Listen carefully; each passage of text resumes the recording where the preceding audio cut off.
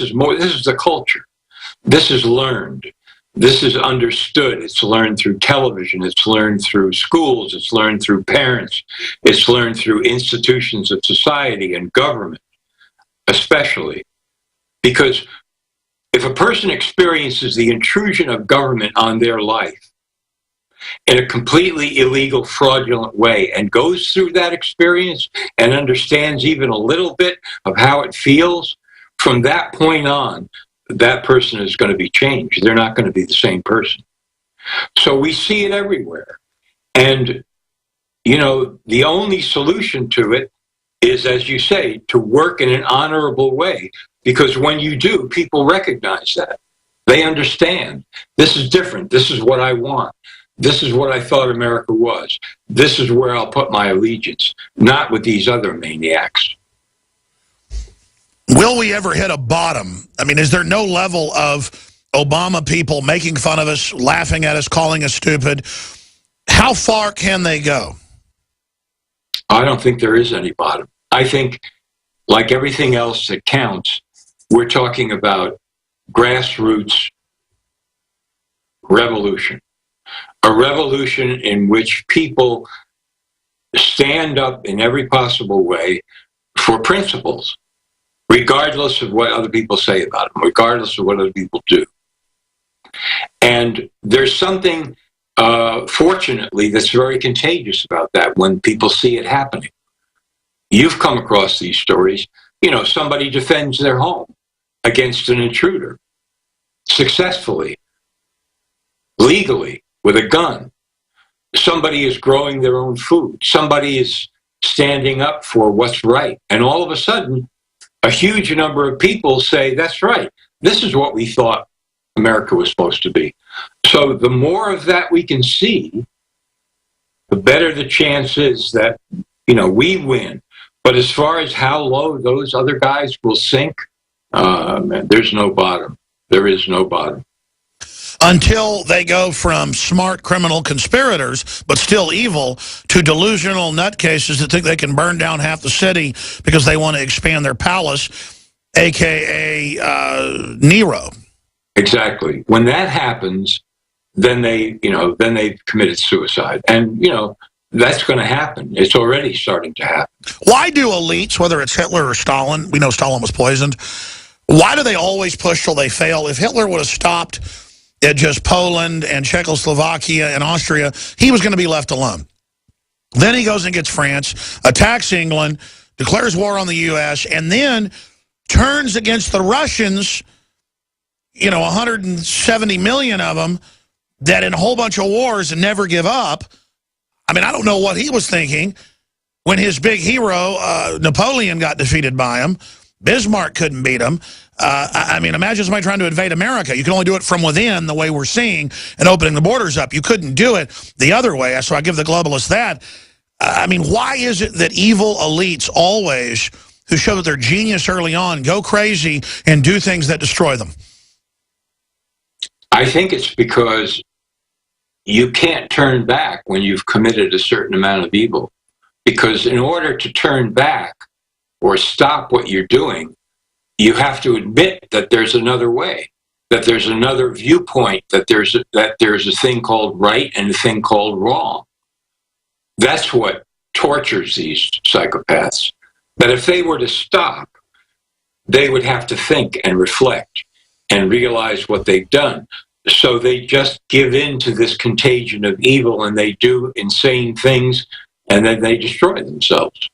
They can't stop, because to stop is eventually to admit and understand what you've done. That's why they just don't ever stop until somebody stops them. Well, that's right. And 21 million Germans died in World War II. That's more than a third of their population. There were about 75 million when the war started. They were less than 55 million when it was over. Conversely, 22 million Russians died in that war. Folks, you need to understand that when politicians go crazy, this is where it leads. And I'm seeing the exact type of crazy-eyed nuttiness out of our elites. And I've studied our previous elites, Eisenhower, people before him. They had their own issues, but they were not as delusional. They had been in frontline combat in World War I. They had been in real-world events. They'd been on the boxing club. They'd been sharecroppers. They'd been... Now the elites are so insulated and so weak. When I look at Gruber and people, that it really gives me a sick feeling to realize that our leadership is a bunch of soft trash. Remember that famous statement of Madeleine Albright's between the two wars in Iraq when she was asked, well, you know, the sanctions against Iraq have killed 500,000 children in Iraq. Do you think that's worth it? And she sat there on 60 Minutes and said, you know, yes, I do. I think it really was. It's a tough call, but yes, it's worth it. I mean, that's, you know, how much more sociopathic can you get? And how much more insulated can you get than to be sitting in some high perch somewhere making a decision that's going to kill 500,000 kids? Remember George Soros did 60 Minutes and admitted he helped Hitler and helped round up thousands and said he felt no guilt for it. There you go. What about... I mean, why would he go on TV and say, I feel no guilt? I mean, I just, you know... Yeah, I mean, that's like asking, you know, why is a lunatic a lunatic? He can't turn back. You know, I mean, how much more wealthy does he want to get? He's still manipulating markets. He's still going after more money and more money. Is why? He has, you know, he could live 50 lifetimes at least on the wealth he's accumulated already. Because he can't stop. Because if he were to stop and engage in real conversation with people and actually meet some genuine people outside his elite circles, he would begin to fathom how evil he is. He just has to keep on going. And that's right. They're a bunch of insulated super elites who hate the middle class and new wealth, who are believing their own BS. And I'm just here to tell you guys, you're going down. Everybody knows who's done it. I don't care you got half the public not knowing their name or finding their butt with both hands. A large minority worldwide knows who you are. You're going to be brought to justice. We're coming for you. So I would suggest for your kids and grandkids' future, you back off now instead of threatening to destroy the whole planet in the process. Now, let's shift gears. They look at the giant third world with disdain and want to reduce their population because they see them as a plague living on their property. John, certainly if you've been to Calcutta or Mexico City, there are too many people in certain areas, but we've done the population actuary. If you don't have 2 kids for every 2 adults, things collapse. Population will plane off at about 9 billion, all the actuaries show. There are some problems with dirty technology, but we're cleaning it up. But regardless of that debate, you can correct me if you don't agree with that, we can't have the UN running around putting sterilants in the tetanus shot and live polio, clearly in a population reduction program. But even if the yuppies are for that, in some deep-seated greed that, well, there's less people, I get more, they're doing it also to us here as well with weaker compounds, so it's not as noticeable in the soft kill. Get into your report on this that's at nomorefakenews.com and Infowars.com that we put up last week, breaking all of this down. Depopulation vaccine in Kenya and beyond. We've now got major scientists and Catholic bishops going public. Yeah, they're going public. And basically what it is one of the more primitive research tools of the depopulation gang, which means Rockefeller Fund, World Health Organization, United Nations, so beloved on the left, the Population Council. Rockefeller money is everywhere in this and has been for 50 years more. HCG, which is a hormone that assists in maintaining pregnancy, has been put into vaccines in Kenya. It was done in the Philippines and other places. The woman's body reacts by treating it as an invader, as a disease entity, and tries to destroy it, so that when later on she gets pregnant, she's going to have a miscarriage, because she treats that sustaining, life-giving hormone as if it were a virus or some other kind of germ.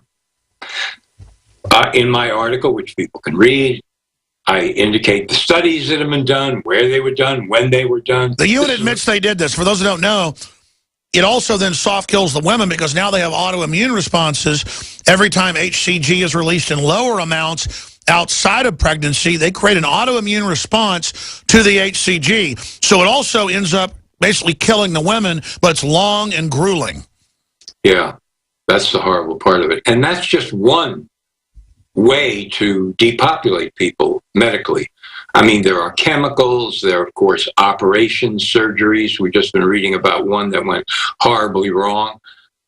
And there is, you know, research ongoing all the time on how to introduce anti-fertility and sterility compounds into vaccines. Standard vaccine programs. I mean, these are not esoteric, sneaked in the middle of the night. These are your regular, you know, CDC type vaccine programs. This is a long-term depopulation agenda that's been going on forever. And a reader wrote me who talked to some doctor who tried to poo-poo the whole thing. And this incredible idiot doctor was trying to say that how could this even happen? Because HCG is a natural hormone in the body.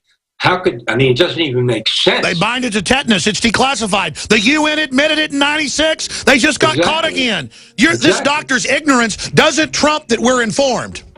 No, of course not. The doctors will always say that because they don't want to start looking at their own vaccine programs. I mean, all you have to do is say to a mother, we're going to inoculate your kid with toxic chemicals and a lot of germs. Is that okay with you? And if you put it that way, she would say, of course not. That's right. John Rapoport, stay there. Powerful info. John, we're doing 5 minutes of overdrive because I cut you short, getting into other topics. In your article, you linked to mainstream news in Europe where you got major Catholic bishops and scientists. I mean, they're looking at it. They're catching them. Just ignoring this isn't going to protect them. When, you know, Bill and Melinda Gates Foundation gives 1 million kids the polio vaccine and 64,000 get paralyzed, 3,000 die, I mean, they can't cover this up anymore. No. And this is one of the most vital movements really on the planet is people understanding what vaccines are really doing. I mean, there are many, many people on the planet, groups, individuals, what have you, mothers of autistic children and so forth. They know the score. There's no fooling them. This is one of these issues where tremendous advance is being made, regardless of what the doctors are saying, regardless of the propaganda and the hype from the CDC. So in this case, you had, you know, a handful of Catholic prelates who got vials of this vaccine in Kenya, sent it to different independent labs, and they all came back with a verdict. Okay, there's HCG in here. This is an anti-fertility vaccine. And the government down there is trying to pretend nothing is happening, nothing ever did happen. Let's bring it out into the open.